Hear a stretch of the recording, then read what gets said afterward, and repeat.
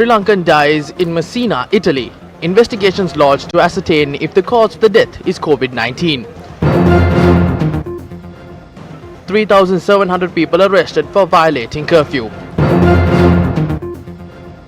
Second batch of people leave the quarantine centres. India's 1.3 billion people have joined the global lockdown. Indian Prime Minister Modi urges people not to panic.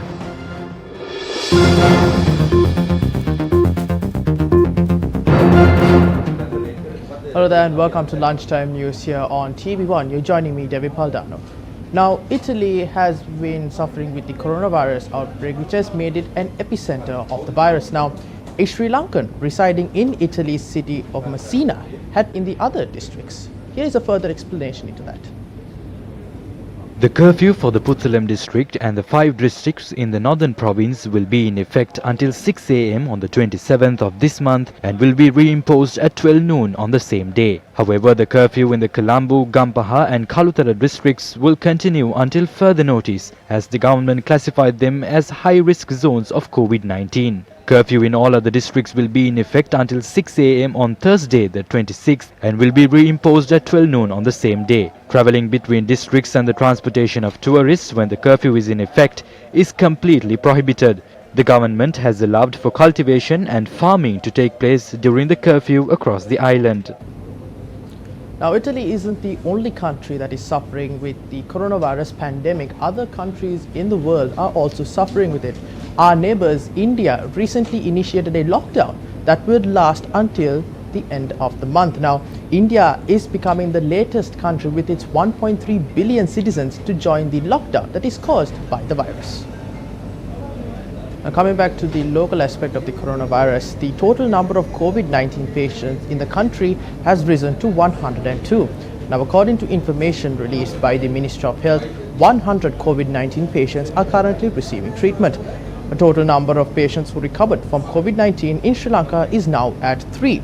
The first patient to recover from the COVID-19 disease was a Chinese national who received treatment at the IDH. Now, the Ministry of Health says that 229 suspects who are suspected of having the COVID-19 case are currently under medical supervision. Those patients are currently receiving treatment at IDH, Valikada Base Hospital and the Mullaeriyawa Base Hospital. Now, taking a look at more local news, the second batch who completed the quarantining process left their respective centres this morning. 144 people who underwent quarantine at the quarantine centre in Kandakadu left for their homes this morning. They arrived from Italy 2 weeks ago. Army media spokesperson Brigadier Chandana Wickramasinghe said that 200 people left the quarantine centres this morning. This includes 57 from the Pune quarantine centre and 144 from the Kandakadu quarantine centre. They will be dropped off in buses in Kandy, Galle, Colombo and Negombo.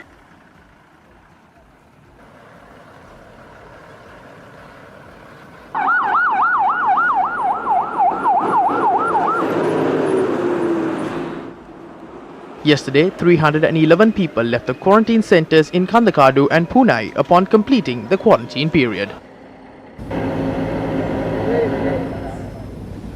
Now, due to the curfew that has been imposed in the country, steps have been taken to distribute essential items through cooperative societies during the curfew.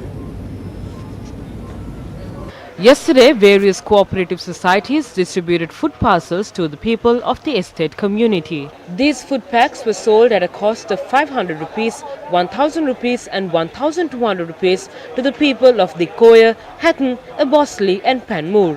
Pharmacies were kept open in Hatton today. The Hingurakoda Multipurpose Cooperative Society undertook measures to distribute food packs containing essential items among houses yesterday. Our correspondent said that these parcels were sold at rates of 500 rupees and 1000 rupees. The district secretary and the SSP in Colombo have given us an opportunity to transport goods during this period.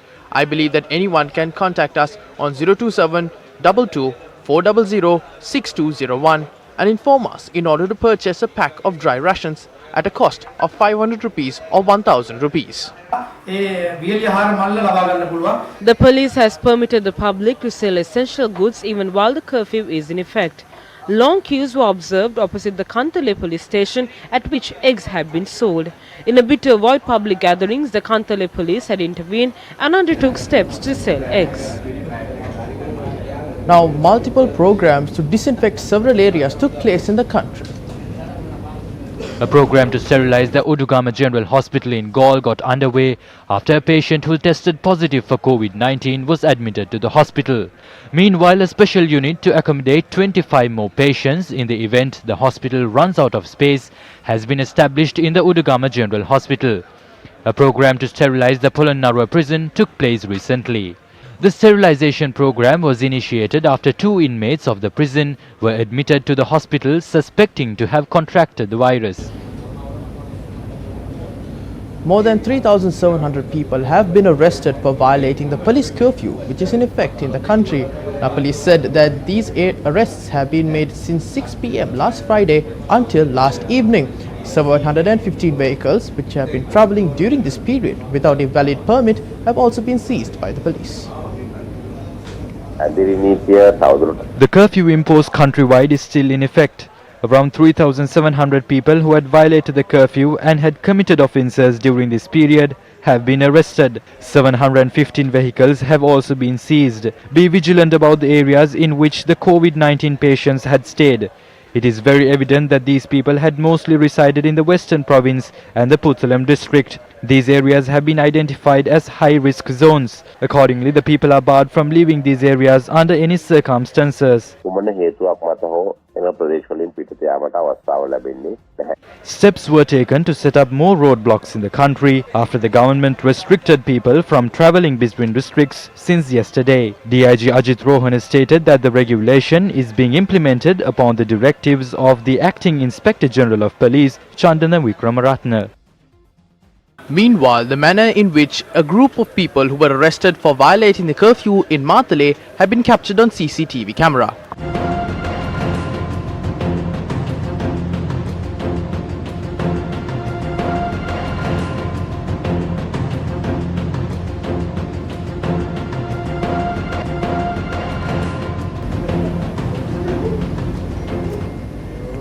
Now, 6 people have died and 17 others have suffered injuries as a result of road accidents which had taken place in the KURUNEGALA police division during the curfew period. 36 road accidents in total have occurred in the KURUNEGALA district during the curfew period. According to the police, excessive speed had caused these accidents. Therefore, the Motor Traffic Division of the KURUNEGALA police decided to warn drivers who were driving at excessive speeds during the curfew period. The police added that many vehicles had travelled at speeds in excess of 90 kilometers per hour. Former Air Force Commander Marshal of the Air Force Roshan Gunatilaka assumed duties as the Governor of the Western Province today. Now, he was sworn in before President Gotabaya Rajapaksa at the Presidential Secretariat yesterday. Air Chief Marshal Roshan Gunatilaka had previously served as the 12th Commander of the Sri Lanka Air Force and the Chief of Defence Staff.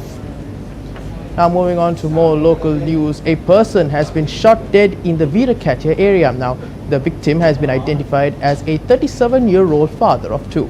Police said that the shooting had taken place at a by-road located around 1 kilometer from the residence of the victim. The police suspect that the shooting had taken place as a result of a personal dispute that had taken place last afternoon.